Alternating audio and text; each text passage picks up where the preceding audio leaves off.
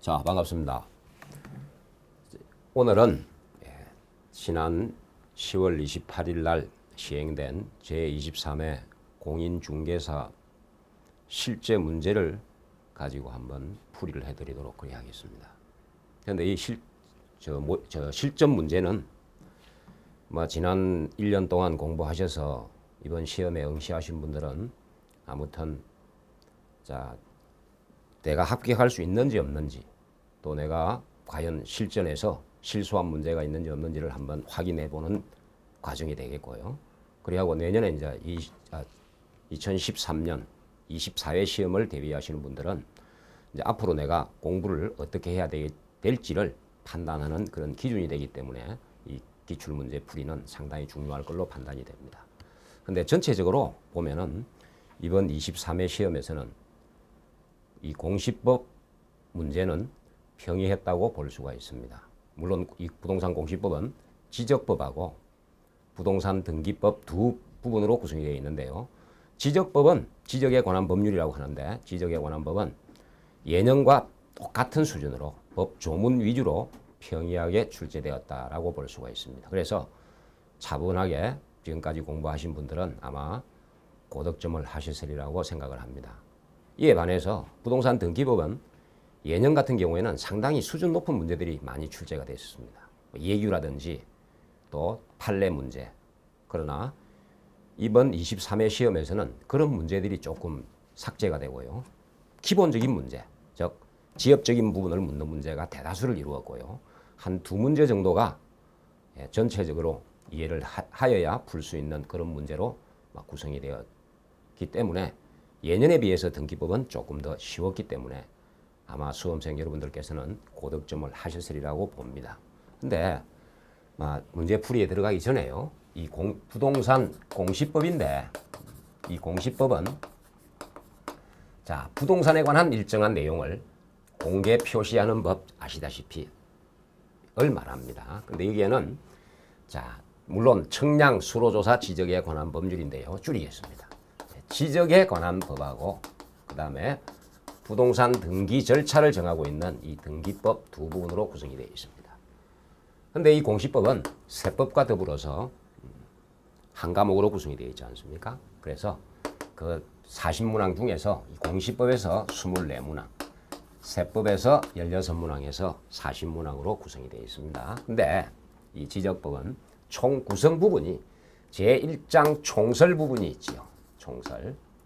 이는 이 지적법을 이해하기 위해서 기본적으로 아셔야 될 내용들을 다루는 부분인데, 예년하고 똑같이 이 총설 부분에서는 토지 등록에 관한 내용입니다. 이게 우리 시험 범위에 들어가지요. 앞에 지적 제도 전반에 관한 이론적인 부분들은 우리 시험 범위에 들어가지 않습니다. 그래서 토지 등록에 해당되는 이 총설 부분에서 한 3문제 정도가 네 문제가 출제가 되었지요. 토지 등록에 관한 일반 원칙적인 조문하고 지번에 관해서 2문제가 출제가 되고요. 그 다음에 지목의 1문제에서 토탈 4문제가 출제가 되어 있습니다. 그 다음 제2장 부분에 지적 공부에 관한 내용인데, 이 지적 공부에 관한 내용은 예년에는 3문제가 출제가 되었는데 이번에는 1문제가 출제가 되었습니다. 즉 대지권 등록부에 등록되지 아니하는 사항은 해서 묻는 문제가 1문제가 출제가 되었고요.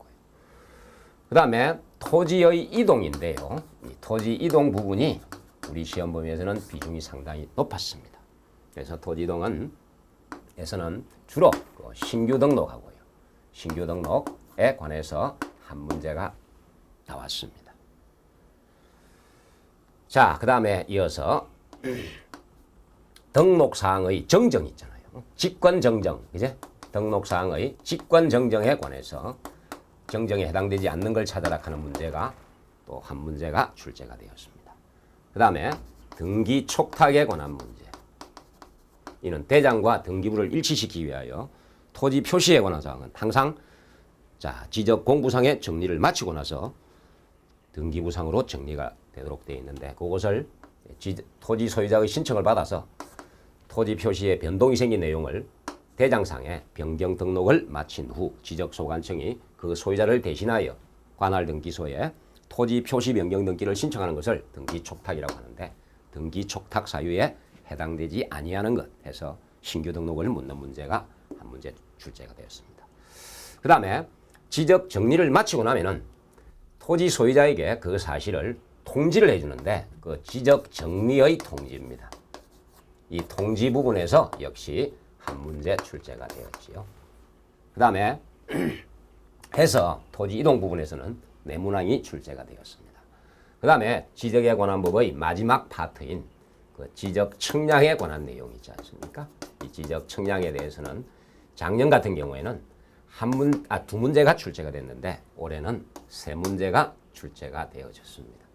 그래서 토탈 이 지적에 관한 법에서 12문항이 출제가 되어졌지요. 이렇게 출제가 되었습니다. 그 다음에 물론 이게 제1장 요 부분이 제1장 총설 부분에서는 네 문제고요. 지적 공부에 관해서는 한 문제, 토지 이동에 관해서는 네 문제, 측량에서 세 문제 해서 토탈 이렇게 12문항이 출제가 되어졌고요.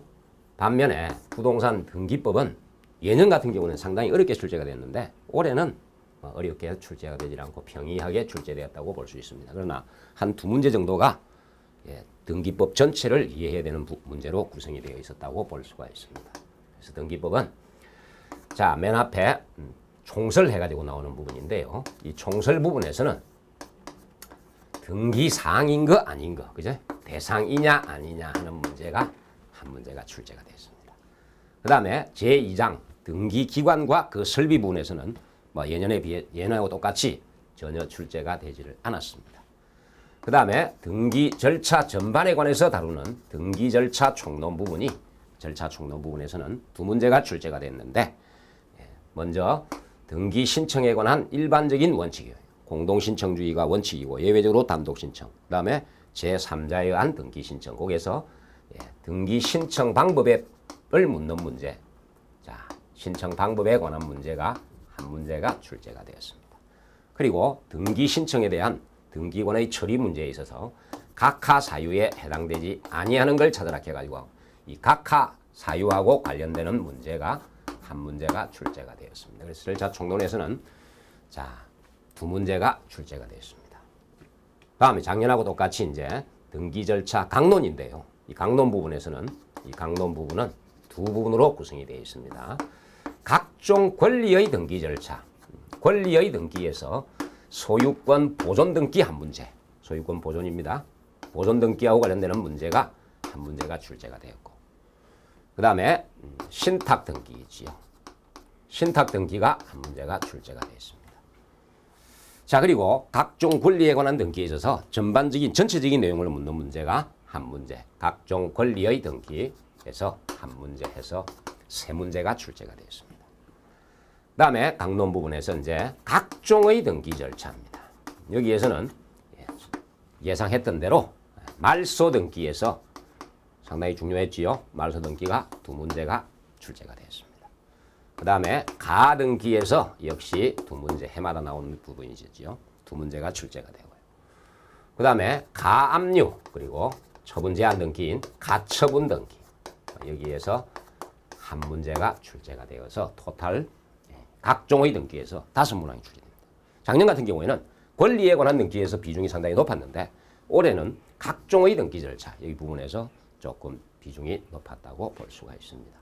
이렇게 해서 토탈 12문항이 출제가 되어졌지요. 이렇게 해서 이제 우리 등기법하고 지적법이 출제 경향을 보이게 되었는데 작년에 비해서 등기법은 해마다 시험 문제가 상당히 수준이 높은 문제가 상당수를 차지했는데 올해는 나름대로 1년 동안 꾸준히 기본서 위주로 공부를 하셨다고 하면은 아마 공시법은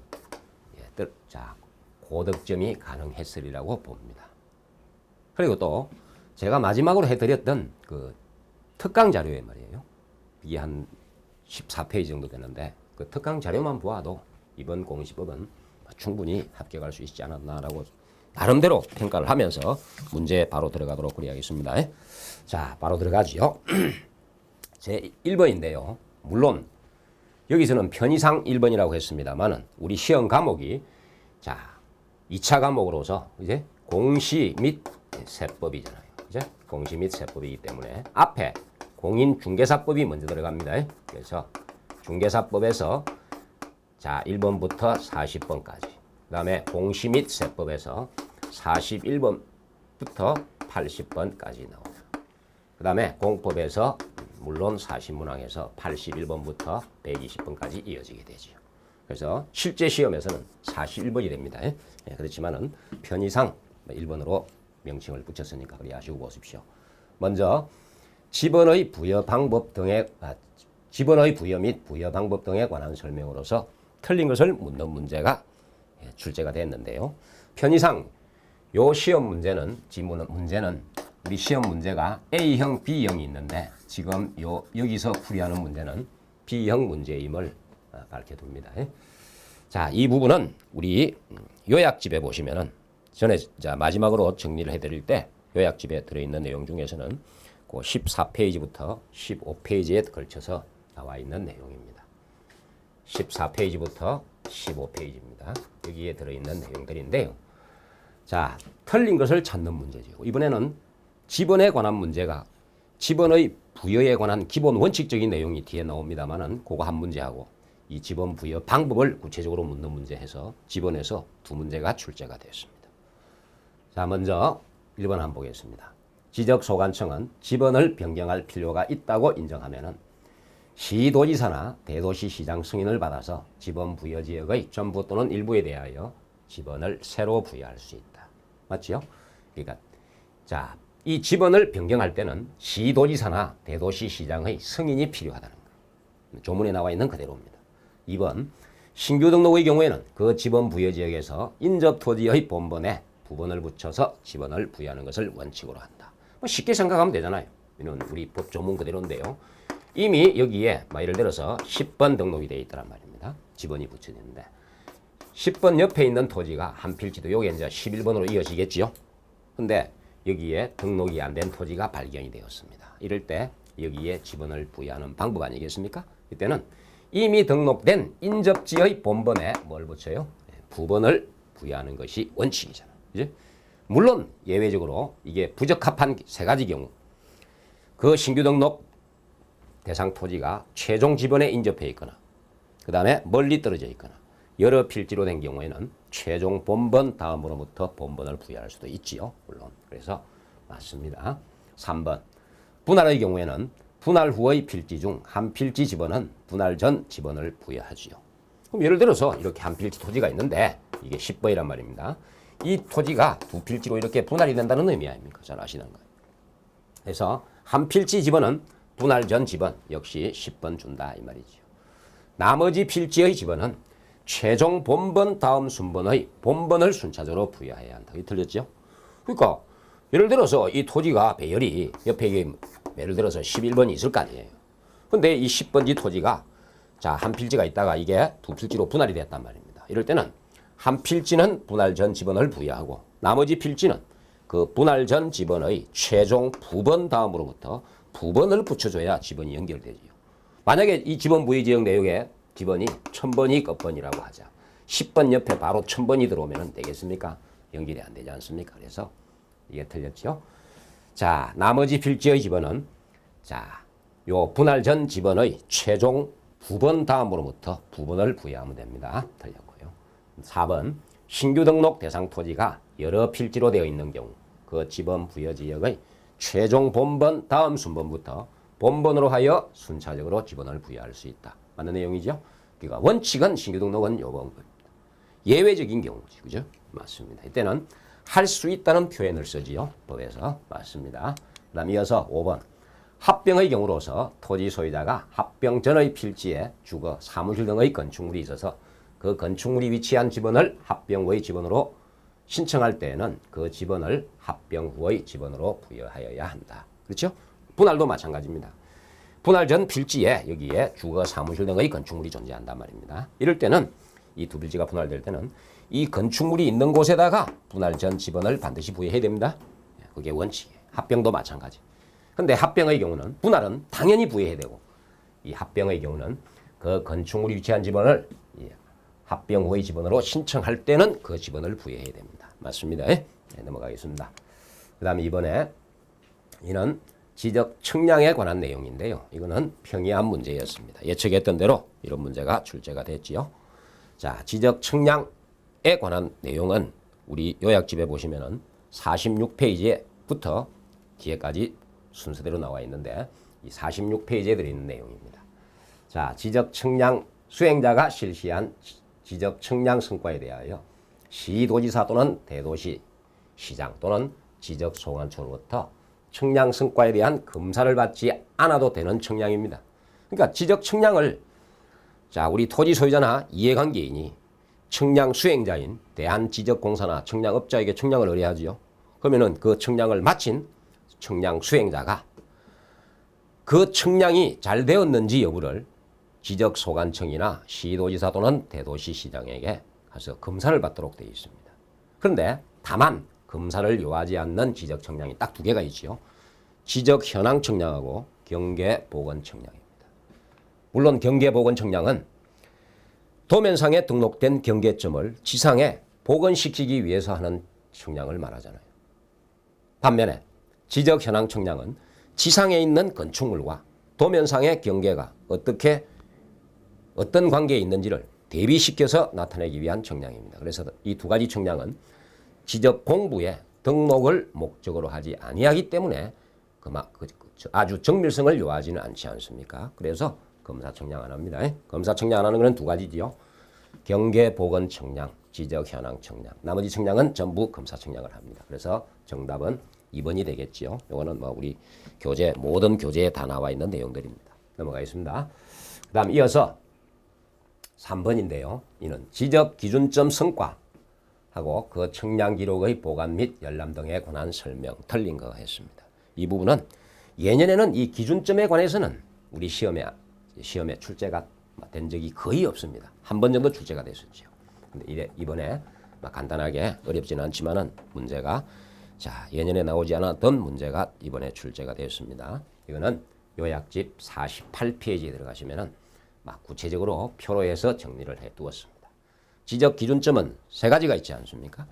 지적 삼각점하고 지적 삼각 보조점, 지적 도건점이 있는데 이 지적 삼각점은 점 간의 간격이 약 2에서 5km마다 하나씩 설치 관리하고 있는데 이 지적 삼각점은 시도지사가 그 성과를 고시하고 보관 관리하고 있지요. 반면에 지적 삼각 보조점은 1에서 3km마다 하나씩 설치 관리하며 지적 도건점은 50에서 300m마다 설치 관리하는 점을 말하는데 지적 삼각 보조점하고 지적 도건점은 우리가 한 필지 토지 측량할 때마다 수시로 그 기준점을 열람, 등본 발급받아서 확인을 해봐야 되지요. 그래서 한 필지 토지에 가장 근접해 있는 지적 소관청이 고시에서 관리를 하고 있습니다. 그래서 이에 대한 열람이나 등본 발급 신청을 할 때는 물론 지적 삼각점은 시도지사에게, 지적 삼각 보조점, 지적 도건점의 측량 성과에 대해서는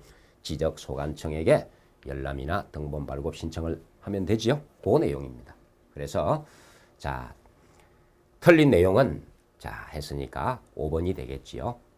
지적 기준점 성과의 열람 및 등본 발급 신청을 받은 측량 수행자는 이를 열람하게 하거나 등본을 발급한다. 이게 틀렸죠? 측량 수행자가 아니라 지적 삼각점은 시도지사가 고시 보관 관리, 지적 삼각 보조점, 지적 도건점은 지적 소관청이 고시 관리하고 있으니까 시도지사나 지적 소관청에게 열람 또는 등본 발급 신청을 해야 되겠죠. 그래서 측량 수행자가 틀렸잖아요. 그게 틀렸습니다. 넘어가겠습니다. 이어서 4번. 지목에 관해서는 예년에는 한 2문제 정도가 출제가 됐는데 올해는 한 문제가 출제가 되어졌습니다. 그래서 이 지목에 관한 내용은 우리 요약집, 핵심 요약집 14페이지, 15페이지에 걸쳐서 설명이 되어 있으니까 그 내용, 14페이지부터 들어있으니까 그 내용을 한번 확인해 보시기 바랍니다. 근데 특히 이 지목은 현행법상 28개 지목이 지목법 정주의 하에서 법으로 정해져 있습니다.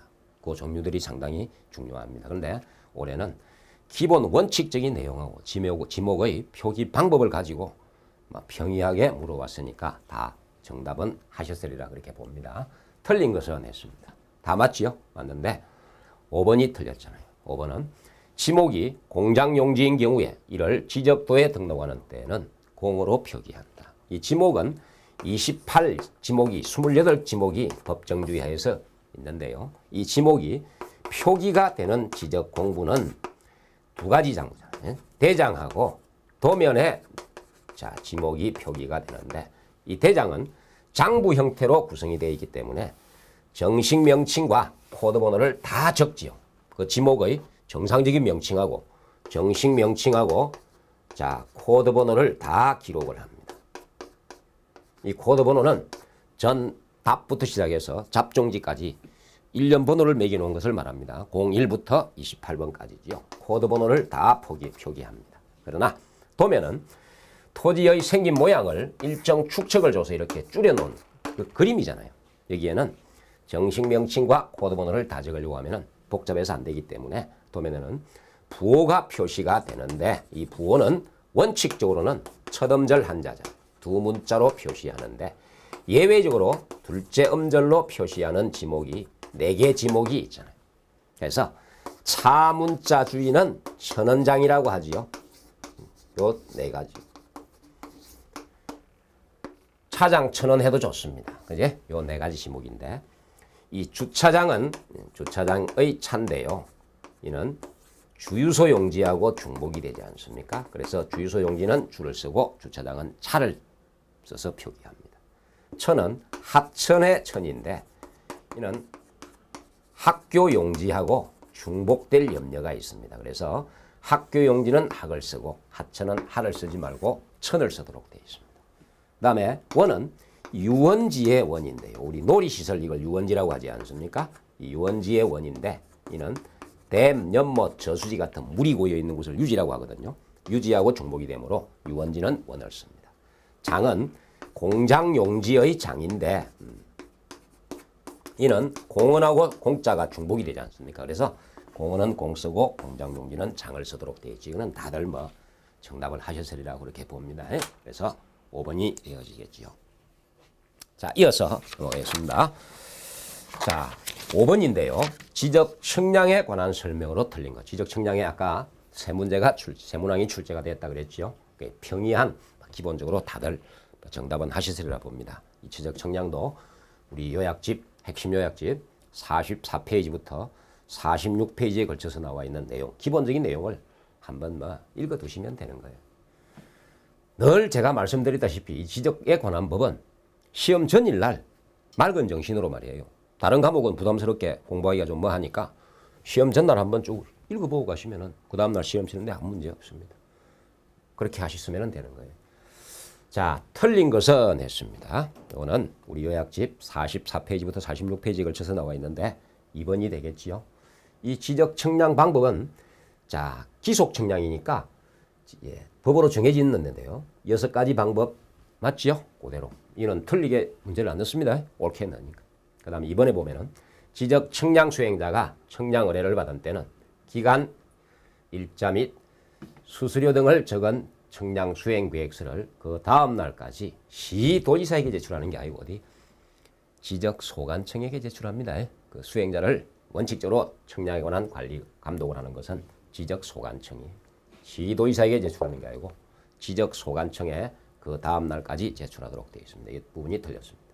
나머지는 측량 기간 그제 원칙적으로 5일, 4일이라는 거 그제 기본입니다. 다 아시는 내용이고요. 그다음에 특히 지적 측량 대상은 다 측량 대상, 지적 측량 대상이 되는데 토지동이 있을 때는 합병하고 지목 변경은 측량 안 한다는 내용 그걸 가지고 다룬 부분입니다. 그리고 기초 측량 절차 있지요. 이것도 이 순서대로 가는데 틀리게 지문에 여치 않으니까 다들 정답은 하셨으리라 봅니다. 그 다음에 이어서 6번으로 넘어가겠습니다. 이 6번은 지적소관청이 토지 소유자에게 지적 정리 등을 통지하여야 하는 시기에 관한 내용 틀린 것. 지적 정리의 통지에 관한 이 문제잖아요. 이는 7일, 15일이지요. 그러니까 토지동으로 토지 표시에 변동이 생기면은 말이에요. 소유자 신청을 받아서 지적 공부에 정리를 하게 되는데 그 정리된 사실을 소유자에게 알려주는 걸 말합니다. 근데 자, 당 토지 소유자의 신청에 의해서 지적 공부에 정리를 한 경우는 통지를 안 합니다. 어떤 경우냐? 직권이나 도시개발 사업 시행자의 신청이나 또는 제3자의 신청에 의하여 지적 공부상의 정리가 행해진 경우는 소유자에게 그 사실을 알려주는 걸 말하는 거예요. 이는 7일 15일이지요. 즉 관할 등기소에 토지 표시 변경 등기 촉탁이 필요치 아니한 경우에는 공부 등록한 날로부터 빨리 해야지요. 자체적으로 사무실에 했으니까 7일. 그 다음에 변경 등기 촉탁이 필요한 경우는 자 등기가 마쳐지면은 등기소로부터 등기 완료 통지서가 보내져 올 거 아닙니까? 그 완료 통지서를 접수한 날로부터 다른 관공서로부터 통지를 받았으니까 되지요. 그 15일 아닙니까? 그래서 1번이 정답이 되겠습니다. 이 내용은 우리 이제 핵심 요약집 12페이지에 쭉 들어 있습니다. 한번 확인을 해 보십시오. 그 다음에 이어서 7번입니다. 청량수로조사 및 지적에 관한 법령상 지적소관청이 토지 이동 등을 자 토지 표시 변경에 관한 등기를 할 필요가 있는 경우는 지체 없이 관할 등기관서에 등기를 촉탁해야 한다. 촉탁 대상이 아닌 것. 이건 뭐 다른 거 없죠. 대장하고 등기부를 일치시키기 위한 조치니까 신규 등록의 경우는 아직까지 등기부가 마련이 안 되어 있습니다. 그래서 관할 등기소에 토지 표시 변경 등기 촉탁을 안 한다. 이거는 뭐 다들 잘 아셨을 거예요. 넘어갑니다. 그래서 이 등기 촉탁에 관한 내용은 우리 핵심 요약집 42페이지에 들어있으니까 한번 읽어보시면 되는 거예요. 그 다음에 이어서 8번입니다. 토지 소유자가 신규 등록을 신청할 때 신규 등록 사유를 적은 신청서에 해당 서류를 첨부하여 지적소관청에 제출해야 한다. 이때 첨부할 서류가 아닌 것 했습니다. 신규 등록은 최초로 한 필지 토지가 조성이 됐지요. 그걸 지적공부에 등록하는 거예요. 근데 여기에는 신규 등록 신청서에다가 그 소유권에 관한 증명서류가 첨부가 되어지는데요. 그래서 등기부는 안 들어간다는 거. 그래서 신규 등록에는 이번에 두 문제가 출제가 됐습니다. 신규 등록에 두 문제입니다. 자, 물론 우리 핵심 요약집에 보시면은 거기에 32페이지에 그 첨부 서류를 구체적으로 표기해 두었습니다. 라고 특강 자료에서도 설명을 드렸고요. 하니까 자, 물론 4번이 답이 되겠지요. 등기부가 들어가면 안 됩니다. 소유권에 관한 증명서류로서 법원의 판결 정본 사본, 그 다음에 공유수면 매립한 경우는 검사, 준공검사 확인증 사본, 그 다음에 도시계획구역 안에 토지를 자치단체 명의로 등록할 때는 기획재정부 장관과 협의가 필요하지요. 그 문서 사본. 그 밖에 소유권에 관한 증명서류가 들어가지요. 그래서 4번이 정답이 되겠습니다. 넘어가겠습니다. 그 다음에 9번인데요.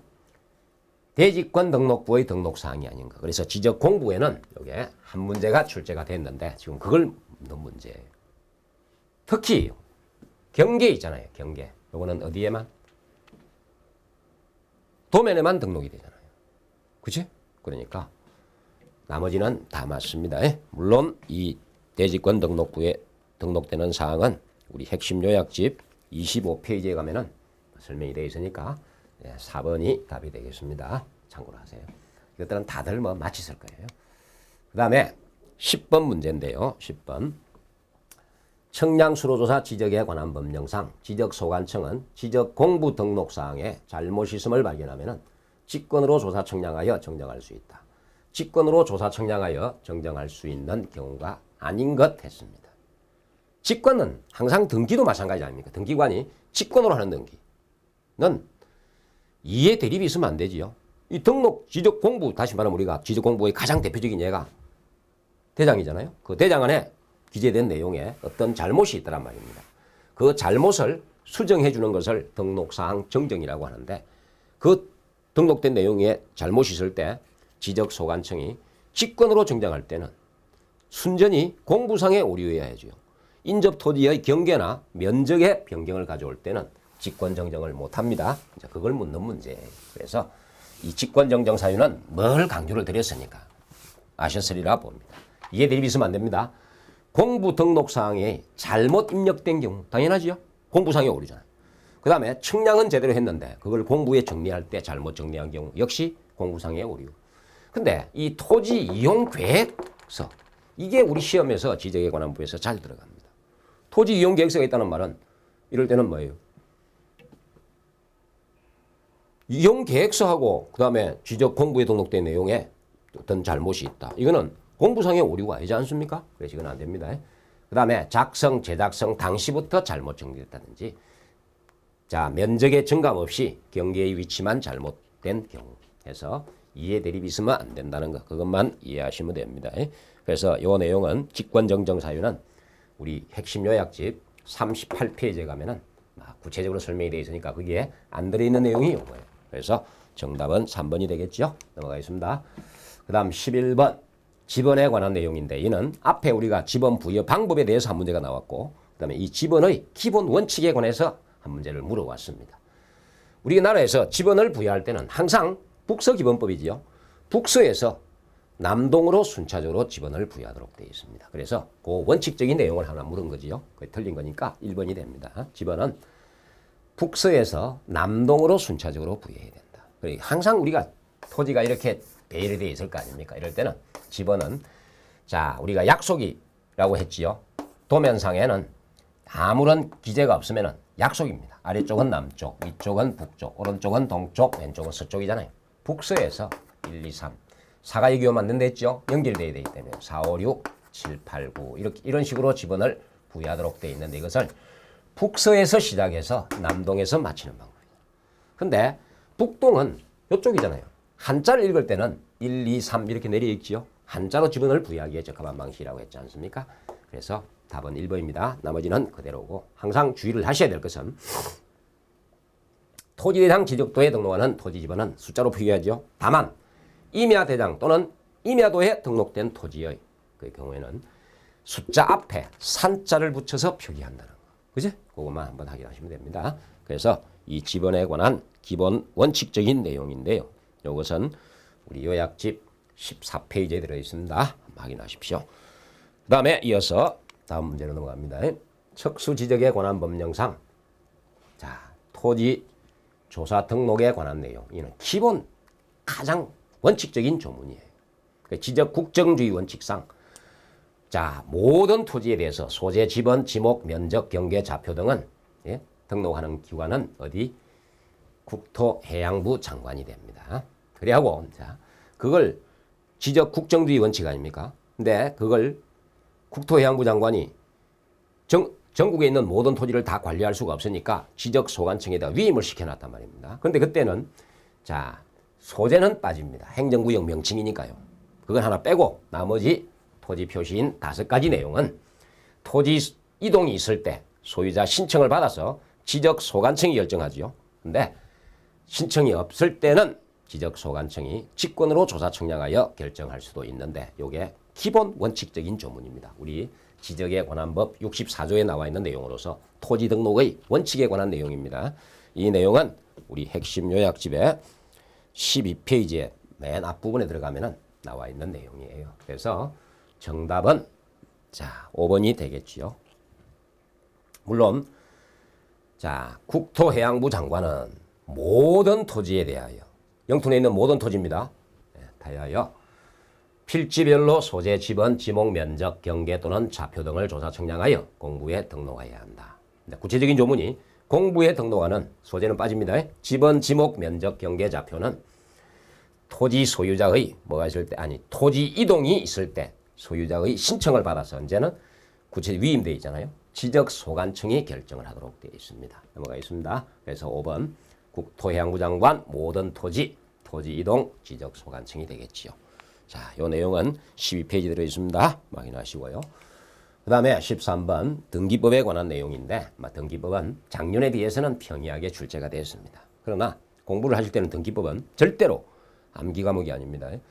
등기 절차 전체에 대해서 이해를 하셔야 되는 부분입니다. 그러니까 그 점만 염두에 두시면 등기법은 그렇게 어렵지는 않을 거예요. 다만 이 등기법은 절차법인 관계로 민법이 전제가 되어야 되기 때문에 공부하기가 상당히 까다롭다는 거지요. 그래서 평상시에 너무 시간을 많이 투자하는 건 아닌데 조금 시간을 할애하셔서 평상시에 해오셔야지 자 시험 임박해서 갑자기 하시려고 하면 안 됩니다. 그래서 등기법은 그 정도 하시면은 올해 시험 같은 경우에는 고득점 했으리라 봅니다. 13번 등기에 관한 설명 틀린 거 이는 등기 절차 총론에서 나오는 등기 대상인 것 아닌 것을 구분하는 문제입니다. 우리 요약집 57페이지에 가면은 표로 해서 간단하게 정리해 놨습니다. 그 내용만 보셔도 합격할 수가 있는, 즉 맞출 수가 있는 그런 문제였습니다. 자, 그래서 틀린 것을 찾으라 했으니까 2번이 되겠지요. 물론 사건의 목적이 되는 부동산이면은 공용 제한을 받고 있다 하더라도 등기의 대상이 되죠. 우리 도로법상의 도로도 사도면은 공용 제한을 받아서 개인이 독점적으로 사용을 하지 못할지라도 등기가 가능하지 않습니까? 그 다음 2번 한 필지 토지 특정된 일부분에 대하여 분할을 선행하지 않으면 지상권을 설정하지 못한다. 이 지상권은 용익물권이잖아요. 그러니까 우리 기본적인 내용이잖아, 그죠? 용익권, 예?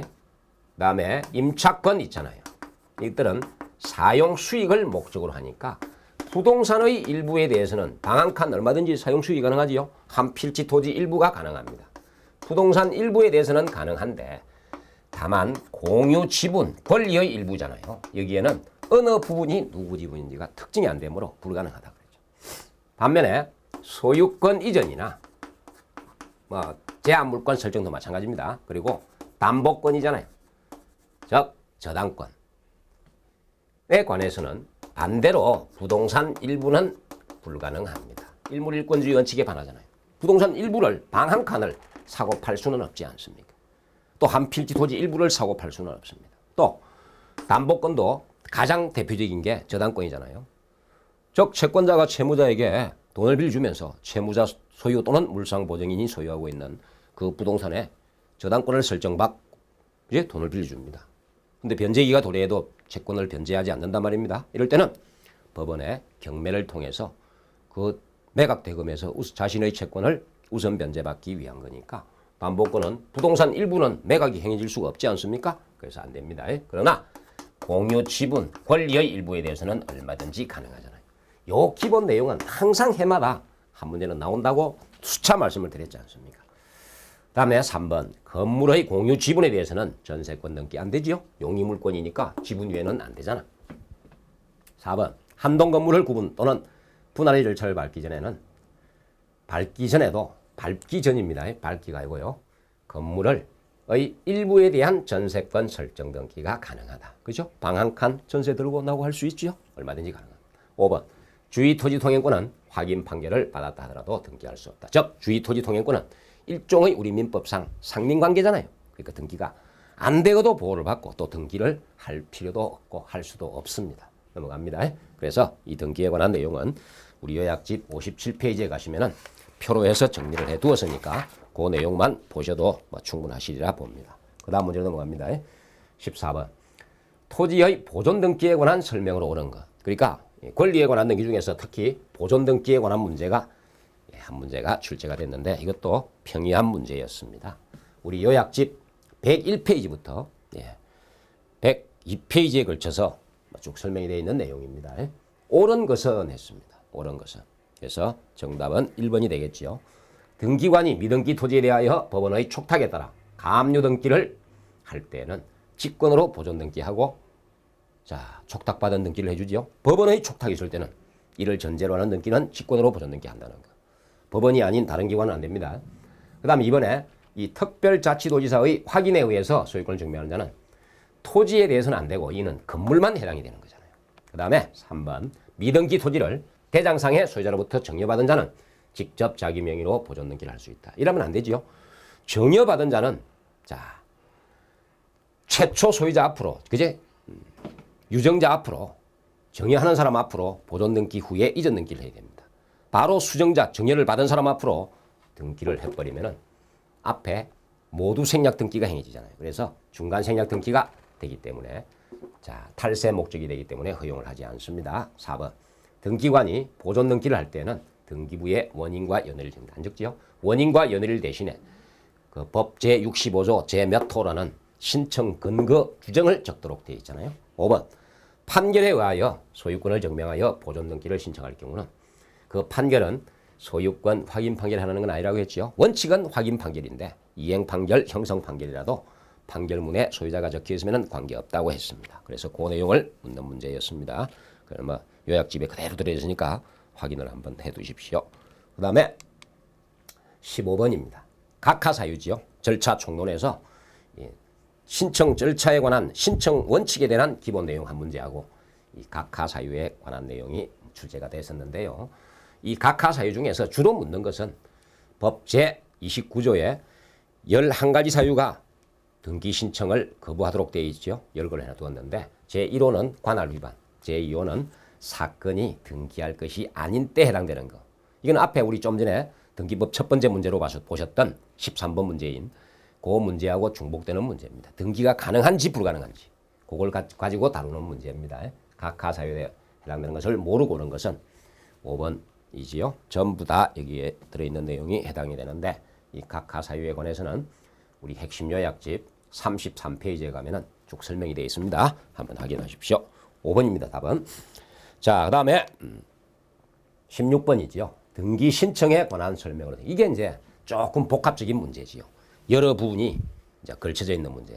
뭐 단순하게 한 부분에 치우쳐 있는 그런 문제가 아니라는 거지요. 이런 문제를 푸실 때는 조금 부담이 되셨으리라 그렇게 봅니다. 등기 신청에 관한 설명으로 틀린 것은 되어 있습니다. 자, 등기 절차는 원칙적으로 공동신청으로 하는 게 원칙이죠. 등기로 인해서 이익 보는 사람, 손해보는 사람. 공동신청주의가 원칙인데, 자, 판결을 받아서 등기권리자가 또는 의무자가 단독으로 등기 신청을 할 수도 있지요. 원칙은 공동, 예외적으로 단독입니다. 그 다음에 이제 제3자 신청에 관한 내용이 나오지요. 2번, 갑 소유의 부동산에 관하여 갑과 을이 매매 계약을 체결한 후 아직 등기 신청을 하지 않고 있는 동안에 매도인 갑이 사망한 경우는 상속 등기를 생략하고 갑의 상속인이 의무자가 되어 그 등기를 신청하였다. 즉 피상속인이 생전에 일정한 법률 행위를 했는데 등기 전에 돌아가셨다 이 말입니다. 이럴 때는 그 상속인이 피상속인의 상대방과 공동으로 등기 신청할 수 있는 방법을 인정하지요. 이게 포괄 승계인에 의한 등기인데 법 제27조에 나와 있는 내용이잖아요. 들어가지요. 그 다음에 3번 유정으로 인한 소유권 있는 등기는 수정자가 권리자 맞지요? 받을 숫자입니다. 그리고 유언 집행자 또는 상속인이 의무자가 되어서 공동으로 등기를 신청하도록 하는 게 원칙이지요? 맞습니다. 4번 같은 채권 담보를 위하여 소유자가 다른 여러 개의 부동산에 대한 저당권 설정 등기를 신청하는 경우 한 건의 신청 정보로 일괄하여 신청할 수 있습니다. 일괄 신청에 관해서 최근에 개정된 우리 등기법에서 새로 추가로 도입되어 들어온 부분인데요. 그 일괄 신청이 가능토록 허용을 합니다. 이 내용에 대해서는 우리 핵심 요약집 80페이지 한번 확인하십시오.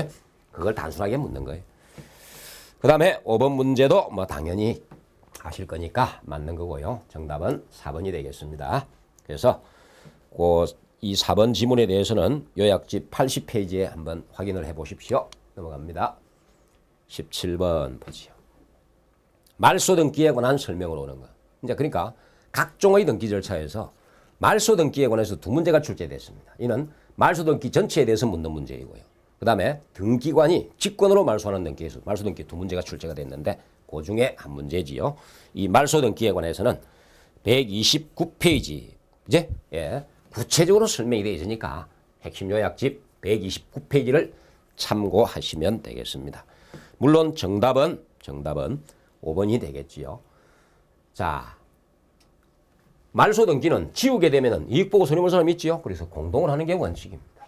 근데 예외적으로 단독으로 할 수도 있고 직권으로 할 수도 있고 그 다음에 관공서 촉탁으로 할 수도 물론 있습니다. 2번 말소할 권리가 전세권 저당권인 경우 재권 판결에 의하지 않고 아니지요. 과거에는 반환 정서 영수증에 의해서 권리자가 단독으로 말소할 수 있는 길을 열어줬는데 등기법이 개정이 되면서 이거는 삭제되고 없어지고 재권 판결에 의해서만 자, 단독으로 할 수 있습니다. 자, 그래서 넘어갑니다. 3번 갑을 병순으로 이전 등기가 된 상태에서 을명의의 소유권 있는 길을 말소할 때는 등기상 이해관계에 있는 제3자 병의 승낙이 있어야 한다. 그렇습니까? 승낙이 없어도 됩니다. 자, 한번 봐보세요. 어떤 등기부 갑구에 자, 갑명의의 소유권 등기가 있고 2번에서 을명의로 소유권이 이전이 되었습니다. 3번 병명의로 또다시 소유권이 이전이 되어 있다고. 이럴 때 앞에 있는 이 2번 등기를 말소를 하고자 한다고. 이때 이게 말소가 되면은 이 사람은 당연히 손해를 보는 것 같지요. 그렇지만은 이해관계인이 아닙니다. 왜냐하면은 우리 현행 등기법에서는 등기에 대한 공신력이 인정이 되지 않기 때문에 앞선 등기가 원인 무효인 경우에 크게 투잡은 모든 등기는 무효가 되지요. 그래서 이걸 말소하기 위한 전제로서 먼저 병의 등기가 말소되어야지. 그지? 이게 말소됨으로써 이 사람이 손해보는 게 아닙니다. 이걸 말소하기 위한 전제로서 먼저 말소 대상이 되기 때문에 자, 이해관계인이 아니므로 승낙도 필요 없습니다. 4번 소유권 이전 청구권 보존을 위한 가등기에 기해서 본등기를 한 경우 가등기 이후에 대한 건저당권 설정 등기는 등기관이 명의인에게 직권 말소를 하겠다는 통지를 한 후에 소정의 기간을 기다려 직권을 이 기간을 기다릴 필요가 없습니다. 말소 통지한 후에 직권으로 말소를 해버립니다. 그지?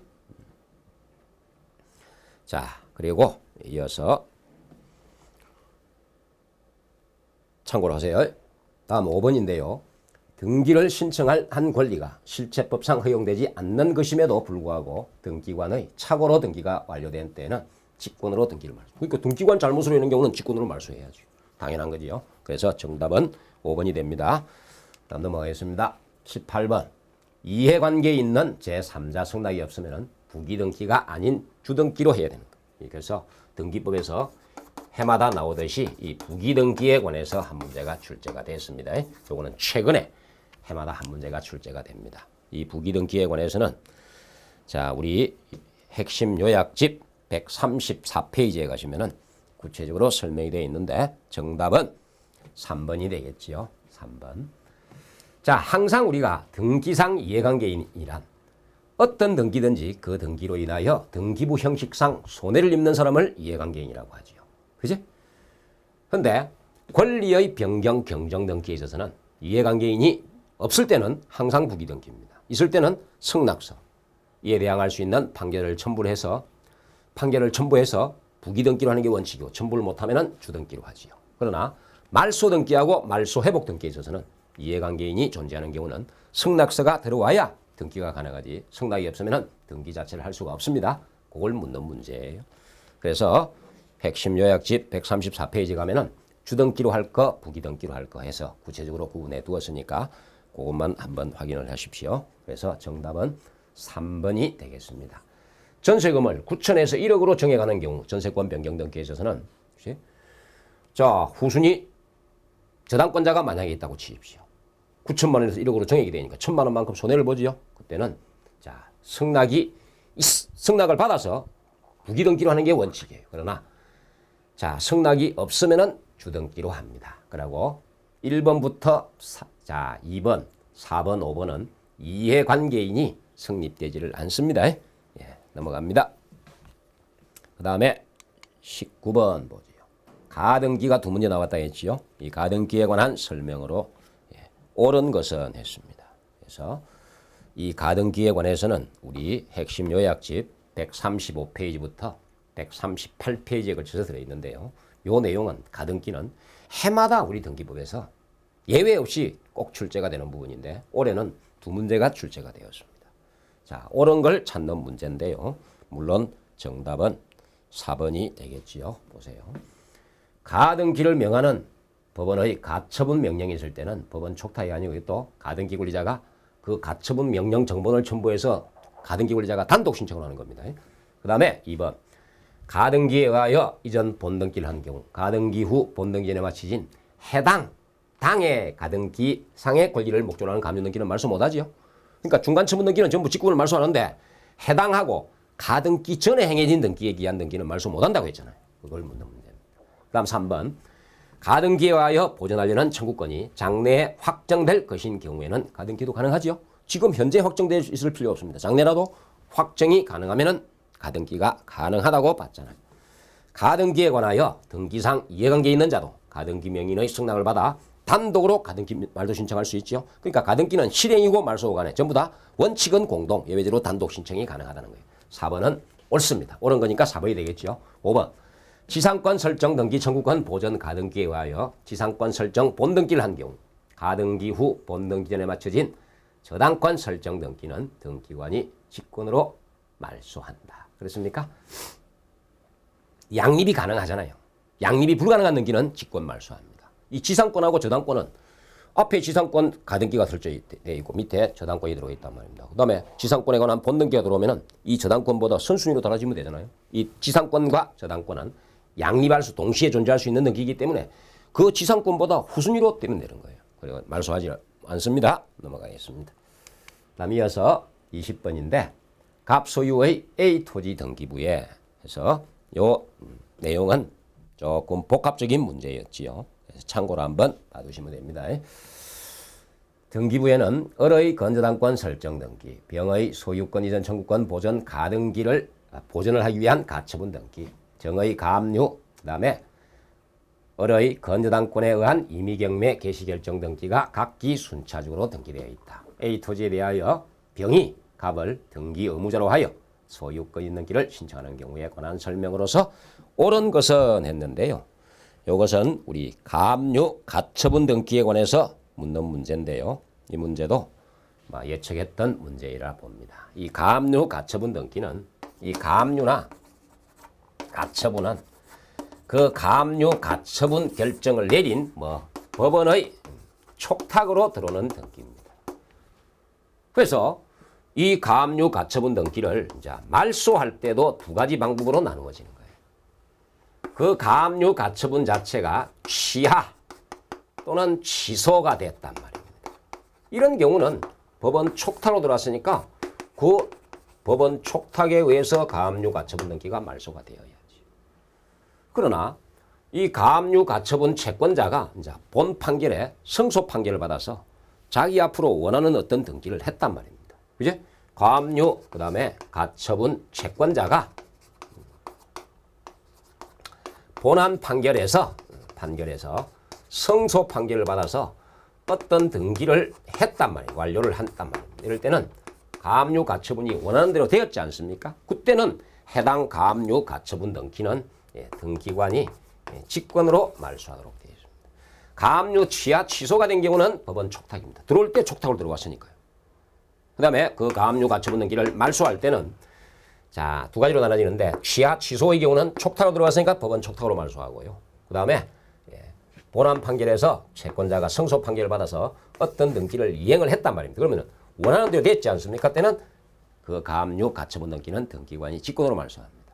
그런데 가등기와 더불어서 이 가자가 붙는 요 가압류 가처분 등기는 임시적인 조치잖아요. 얼마든지 이에 반하는 처분이 가능하지요.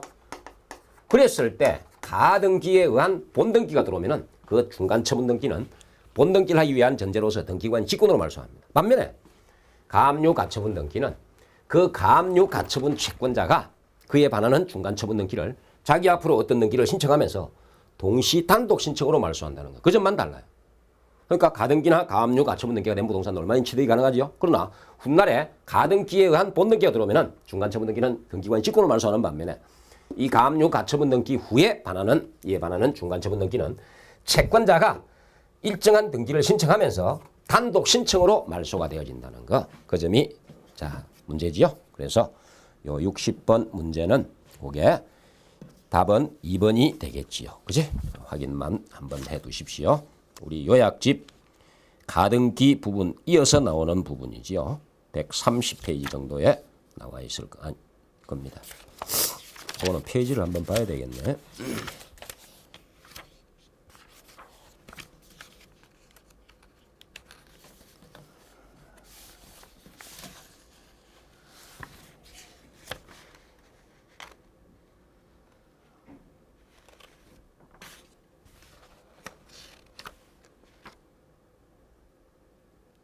가압류 가처분 등기는 139페이지, 140페이지에 간단하게 표로 정리해 두었으니까 그 내용만 보시면 충분하리라 봅니다.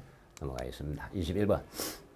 또 말소 등기에서 두 문제라고 했지요. 직권 말소 등기입니다. 이게 대립이 있으면 안 됩니다. 그래서 등기관이 직권으로 말소할 수 없는 등기는 했습니다. 이것도 역시 아까 말씀드린 대로 129페이지에 나와 있습니다. 물론 정답은 5번이 되겠지요.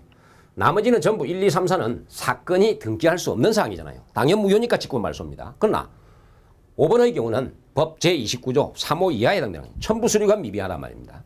이럴 때는 원칙적으로 각하를 하는데 각하하지 않고 등기가 실행이 된 경우로서 그 등기가 실체 관계와 부합하면 유효하지요. 그래서 말소 못합니다. 그것만 확인하시고. 그 다음에 22번 신탁 등기에 관한 내용인데요. 이 신탁 등기는 우리 요약집 110페이지에 들어있는데 뭐 예정했던 대로 신탁 등기가 한 문제 출제가 됐습니다. 근데 정답은 틀린 거니까 3번이 됩니다. 수탁자가 여러 명인 경우 그 신탁 재산은 수탁자 수인의 공유가 아니라 합유지요. 합유라는 거. 그것만 이해하시면 되는 거예요. 합유입니다. 합유는 그래서 지분이 기록이 안 된단 말이에요. 그래서 수탁자가 3명 있다가 그 중에 한 명이 돌아가셨단 말입니다. 이럴 때는 합유 명의인 표시 변경 등기를 하는 것이지. 자, 소유권 이전 등기 못합니다. 그것만 참고하시고 나머지는 그대로 읽어보시면 됩니다. 요약집 110페이지에 그대로 설명이 되어 있으니까 한번 확인을 해보십시오. 자, 그 다음에 23번입니다. 23번 가등기지요. 가등기에 관해서 아까 앞에 한 문제 나왔고 그 다음에 본등기 하는 것과 관련해서 한 문제가 더 출제가 됐지요. 그래서 역시 136페이지부터 138페이지 요약집에 쭉 설명이 되어 있는데 그대로 한번 읽어보시면 되는 거예요. 그래서 정답은 틀린 것 했으니까 1번이 되겠지요. 하나의 가등기에 관하여 여러 사람의 가등기 권리자가 있는 경우 그 중 일부의 가등기권자가 자기의 가등기 지분에 관하여 본등기를 신청할 수 있죠. 그러니까 가등기 권리자가 여러 명일 때 본등기하는 방식은 전원이 같이 하는 게 원칙인데 1인이 지분만에 대해서 할 수 있잖아요. 그러나 1인이 가등기 권리자 전원을 위한 본등기는 안 됩니다. 근데 미등기 부동산이 공유인 경우에 그다음에 보존 등기하는 방식하고 상속인이 여러 명일 때 상속 등기하는 방식은 같이 갑니다. 즉 1인이 전원을 위한 등기는 가능하지요. 그러나 지분만은 안 돼요. 그러나 가등기에 의한 본등기는 그 반대로 가니까 정답은 1번이 되겠지요. 틀린 것이니까. 나머지는 그대로 맞습니다. 이 가등기에 대해서는 해마다 한 문제가 나왔는데 올해는 2문제가 나왔습니다. 다음 마지막 자 문제인 24번인데 등기할 수 없는 것은 했습니다. 이걸 아까 제가 편제를 할 때 이 각종 권리의 등기에 관한 문제로 표시를 했는데요. 이는 앞에 서론 부분에 나오는 등기 대상인 거 아닌 거 거기에 같이 포함을 시켜도 되는 문제입니다. 이는 각종 권리에 관한 내용이 언급되어 있으니까 권리에 관한 각종 권리에 관한 등기에서 한 문제로 표시를 했던 부분이잖아요. 근데 등기할 수 없는 것 했잖아요. 그러니까 이거는 전체적인 문제지요. 그래서 1번 지상권을 목적으로 하는 건저당권. 지상권을 목적으로 하는 건저당권 가능하지요. 이 저당권의 목적이 되는 권리는 원칙적으로는 소유권이잖아요. 그러나 예외적으로 지상권, 전세권, 그제? 이제 이걸 목적으로 하는 저당권도 가능한데 소유권을 목적으로 할 때는 얼구에 주등기로 들어가잖아요. 반면에 지상권이나 전세권을 목적으로 할 때는 얼구에 그 지상권이나 전세권에 부기등기 형태로 들어가면 되는 거 아닙니까? 가능합니다. 2번 부동산 합유 지분에 대한 가압류. 합유는 지분이 없잖아요. 지분 합유가 들어가면 지분이 안 들어가거든. 그래서 자 가압류는 못하게 되겠지요. 그지? 그래서 이 합유는 우리 민법상에 공동소유 있잖아요. 이 공동소유의 형태가 3가지 유형이잖아. 가장 개인적인 공동소유 공유. 그 다음에 가장 단체적인 공동소유가 총유이잖아요. 이는 권리능력 없는 사단의 재산소유. 이는 단독소유잖아. 그치? 그 중간에 뭐가 들어온다고? 합유가 들어오는데 합유는 이는 민법상 조합재산. 민법상 조합재산입니다. 그러고 자 수탁자가 여러 명인 경우에 신탁재산 있잖아요. 이것은 그들의 합유로 보잖아요. 이 합유는 지분이 없잖아. 그죠? 등기부에다가 지분을 기록할 수 없습니다. 그지? 그래서 그게 틀렸고요. 3번 잘 아시는 것들이. 3번 부동산 공유 지분에 대한 처분 금지 가처분 가능하지요. 지분은 한 필지 토지를 갑과 을이 2분의 1씩 공유를 하고 있단 말입니다. 이럴 때 갑이 자기 지분을 얼마든지 처분할 수 있죠. 그에 대한 처분 금지 가처분은 얼마든지 실익이 있잖아요. 그 다음 4번 등기된 임차권에 대해서도 가압류 가능합니다. 그 다음에 5번 전세권에 대한 가압류 얼마든지 되죠. 그러니까 가압류 가처분은 이 가압류 가처분은 등기된 부동산은 물론이고 미등기된 부동산, 각종 권리, 등기된 권리에 대해서도 다 가능합니다.